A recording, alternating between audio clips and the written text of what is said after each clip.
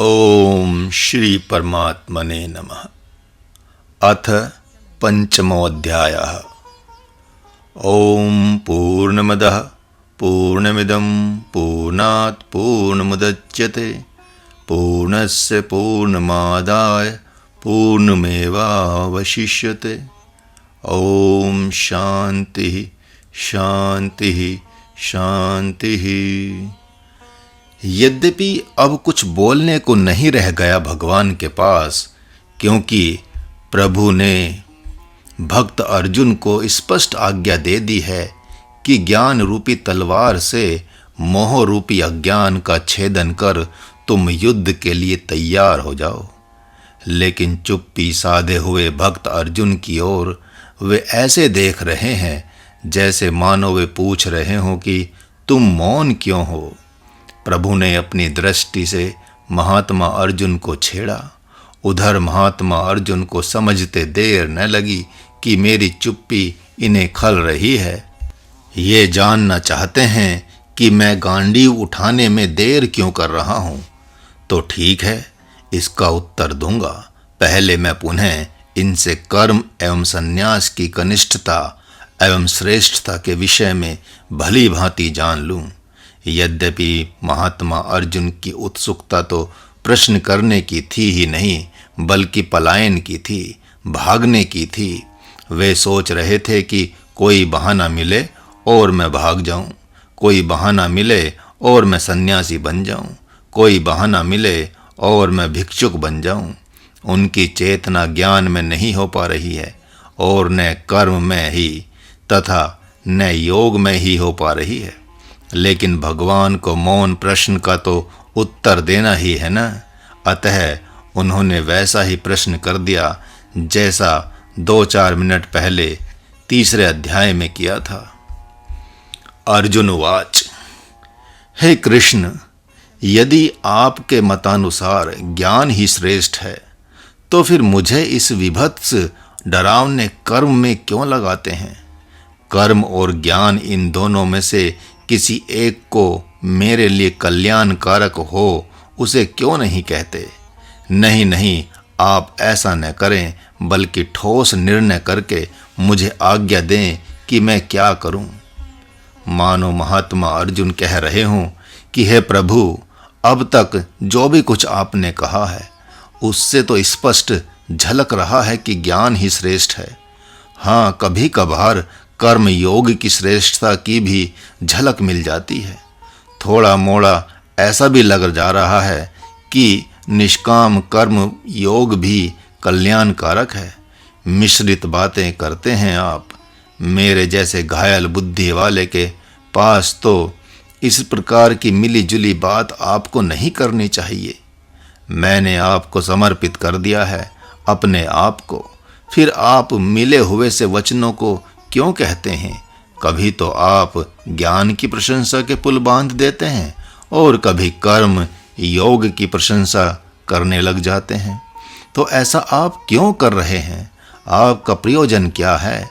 गाय माता दूध देती है और कुशल माताएं उस दूध को पकाकर उसमें जामन डालकर दही, मक्खन, छाछ एवं घी को अलग अलग कर लेती हैं। कुछ छेना भी फाड़ लेती हैं। बहुत से रूप उसमें छिपे हुए हैं, अतः वे उन्हें पृथक पृथक कर लेती हैं तथा जो जिस पदार्थ का अधिकारी होता है उसे वही पदार्थ दे देती हैं। लेकिन हे माधव, मेरी बुद्धि ऐसी तो है नहीं, बल्कि इस समय अति आहत है, चित्त अति घायल है। अतः मेरे जैसे को तो आपको पृथक पृथक करके ही समझाना चाहिए और पृथक पृथक कर आपको स्पष्ट कहना चाहिए कि तुम्हारे लिए तो यही श्रेष्ठ है, कर्म योग या संन्यास योग, ताकि मैं साहस के साथ आपकी आज्ञा का पालन कर सकूं। माना कि अब तक मैंने आपकी आज्ञा पालन करने की उत्सुकता नहीं जताई है, परंतु अब लग रहा है कि आपकी आज्ञा पालन कर सकता हूं। अतः आप छिपाएं नहीं, स्पष्ट आज्ञा करें। धृतराष्ट्र की भी उत्सुकता बढ़ गई है यह जानने की कि मौन हुए अर्जुन ने मधुसूदन को संतुष्ट किया या नहीं। इसी बात को संजय से पूछ दिया कि संजय, जो मेरे अर्जुन की चुप्पी सधी हुई थी, क्या वह खुल गई?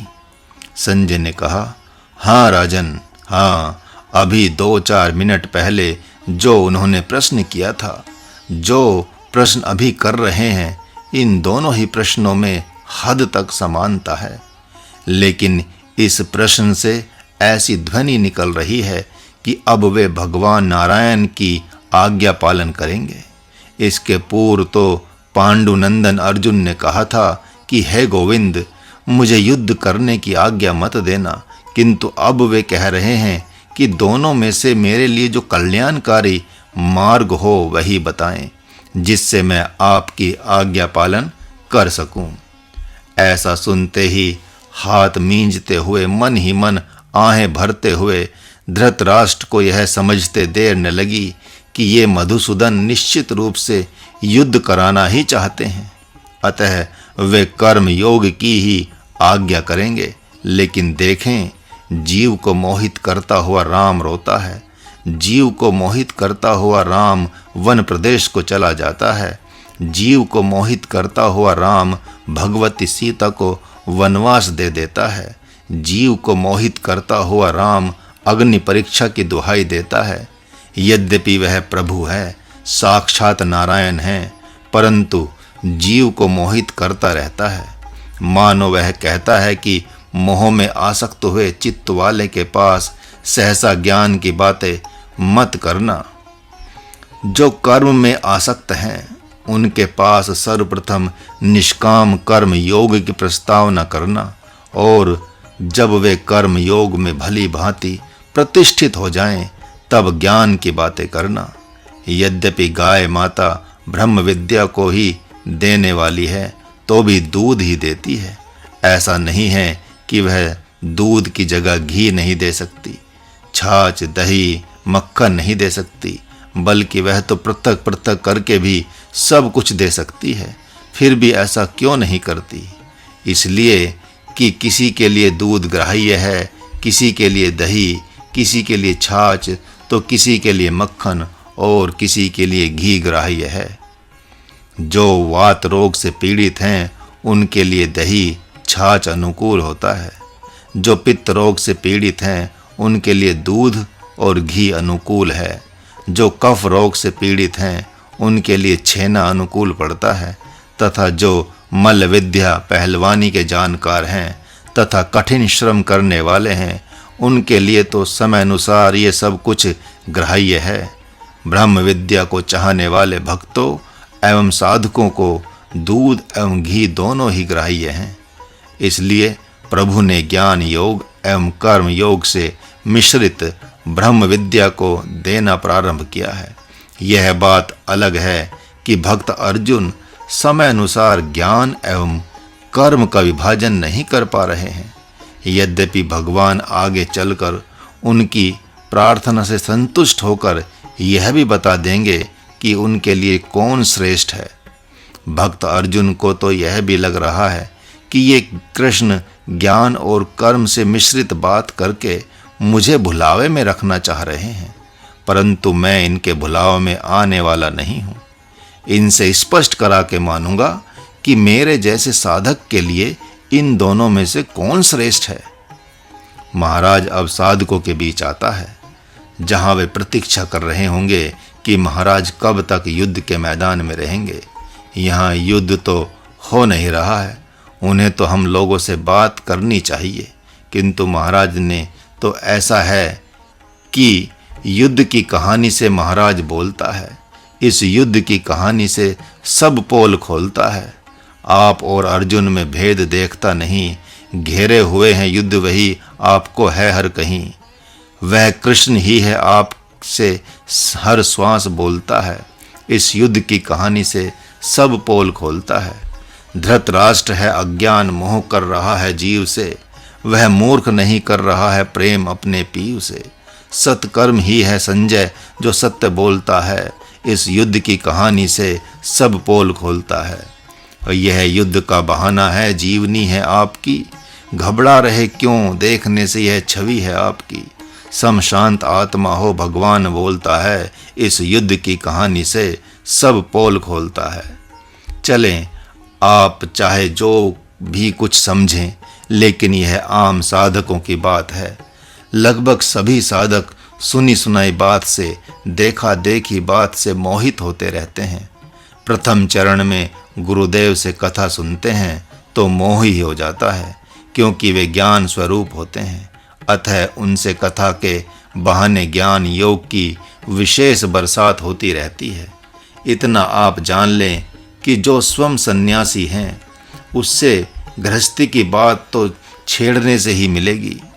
एक दिन एक माँ ने कहा, महाराज जी, मेरी बेटी की शादी हो जाए, ऐसी कृपा करें कि कहीं आप ही इसके योग्य एक वर देख दें।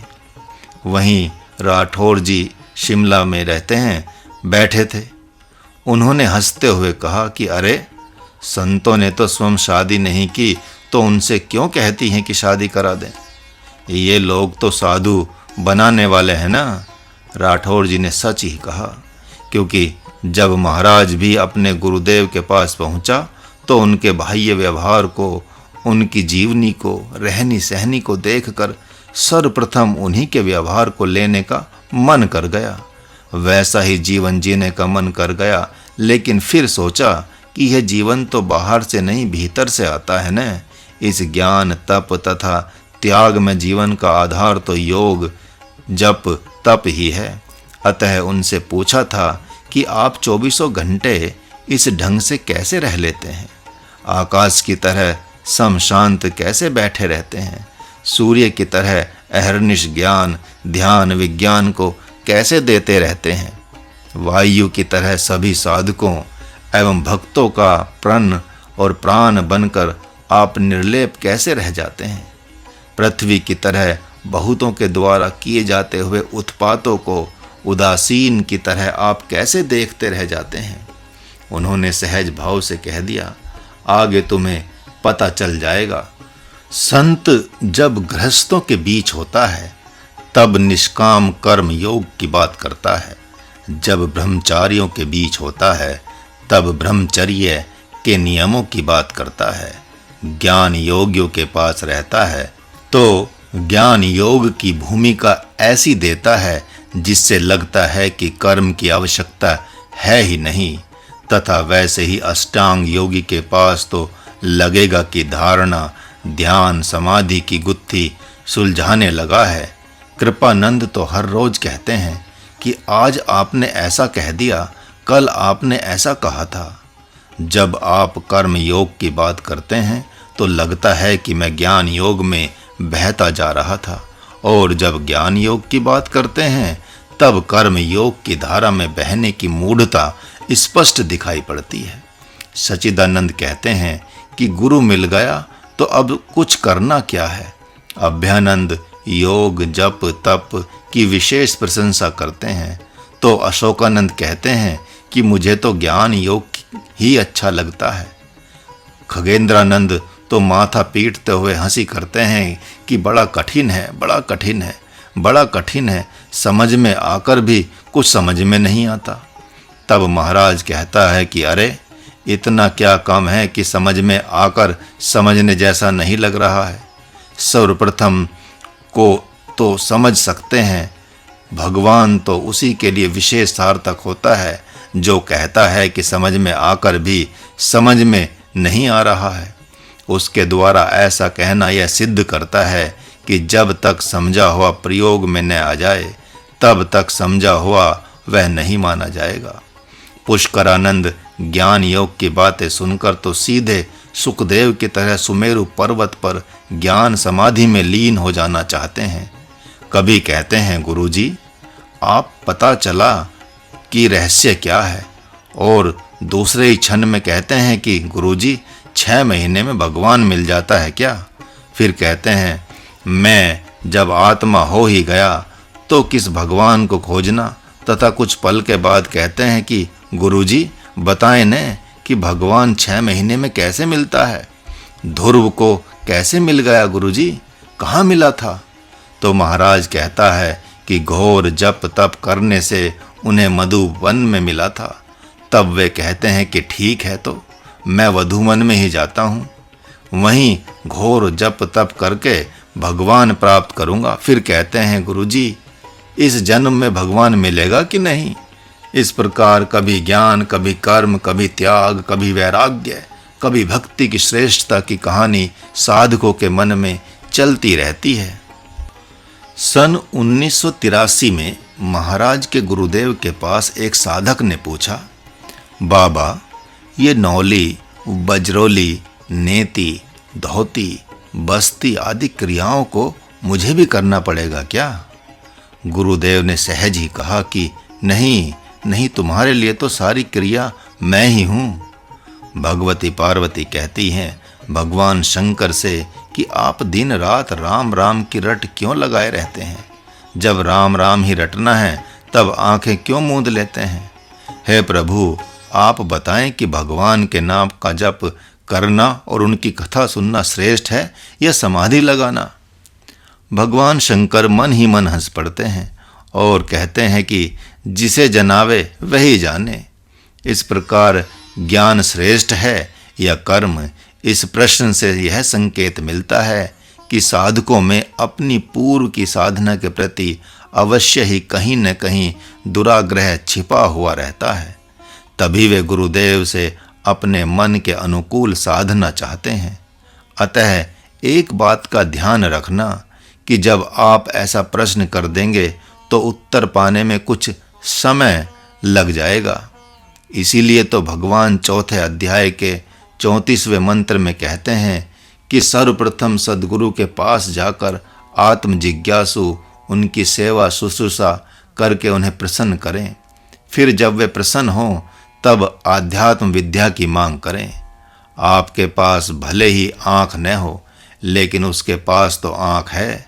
इसलिए जितना चिंतित नहीं है आप अपने विषय में, उससे कहीं विशेष वह चिंतित है आपके विषय में। आप कहते हैं कि क्या श्रेष्ठ है, ज्ञान या कर्म? किंतु वह तो आपके लिए जो श्रेष्ठ होगा वह करा ही लेगा। महाराज के गुरुदेव ने कहा, 1 घंटा सवेरे योगासन भी क्या करो।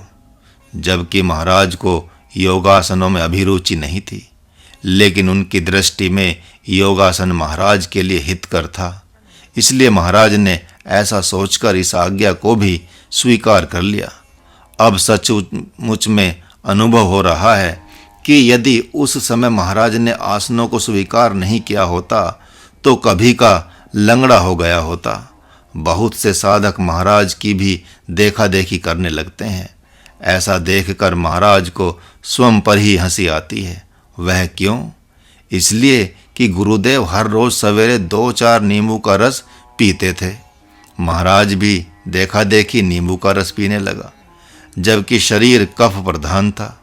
साधना में तो पता नहीं चला, लेकिन लगभग 20-25 वर्ष नींबू रस पीने के उपरांत जब कफ की वृद्धि हुई तब पता चला कि कफ और पित्त प्रधान साधक के लिए हर रोज नींबू की जगह नीम के 5 पत्ते लेना हितकर है। अब यदि उस समय गुरुदेव से पूछ गया होता तो मेरे लिए क्या श्रेष्ठ है, तो वे कहते कि यदि कफ एवं पित्त प्रधान शरीर है तो नीम के पत्ते लो, और वात प्रधान शरीर है तो नींबू लो।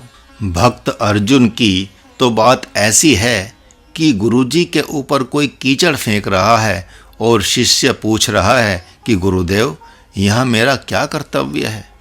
महात्मा अर्जुन ने जीवन में प्रश्न नहीं किया था युधिष्ठिर से कि किससे युद्ध करूं, किससे न करूं, क्योंकि वहाँ उनका विवेक काम कर जाता था। लेकिन यहाँ उनका विवेक कुंठित हो गया, इसलिए कि सामने युद्ध करने के लिए स्वजन ही ललकार रहे हैं। सच है कि जब विषम स्थल में स्वजन सामने होते हैं तो वहाँ विवेक कुंठित हो ही जाता है। निश्चित रूप से वह पुत्र महत सौभाग्यशाली है जो धर्मात्मा पिता की आज्ञा का सहर्ष पालन करना जानता है।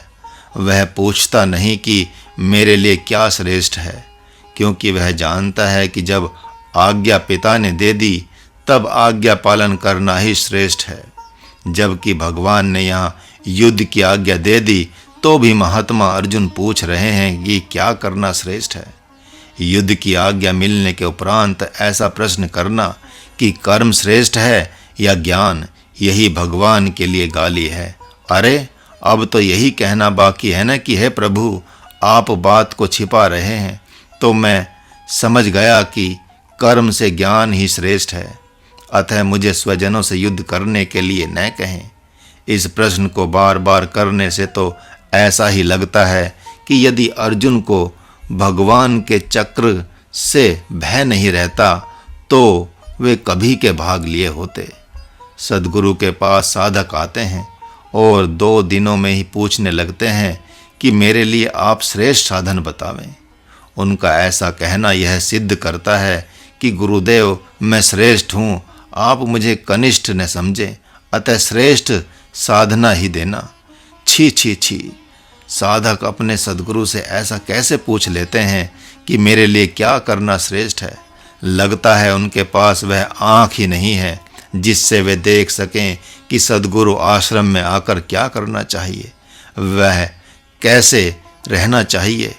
अरे जब पूछना ही है तो इतना पूछ लें कि मुझे किन किन साधकों के साथ व्यवहार करना चाहिए तथा किन किन से उदासीन रहना चाहिए, तथा यह कहना चाहिए कि हे प्रभु, मेरे से जब जब जहाँ जहाँ भूल हो वहाँ वहाँ तब तब आप मुझे बता दें, क्योंकि यहाँ के नियम से, यहाँ के व्यवहार से मैं सर्वथा अपरिचित हूँ। प्रभु ने भक्त अर्जुन के दुराग्रह पर ध्यान न देकर इस प्रश्न का उत्तर देना प्रारंभ कर दिया। वह उत्तर अर्जुन के लिए ही नहीं अपितु जगत हितार्थ साधकों के लिए भी है, जिस पर आप ध्यान दें।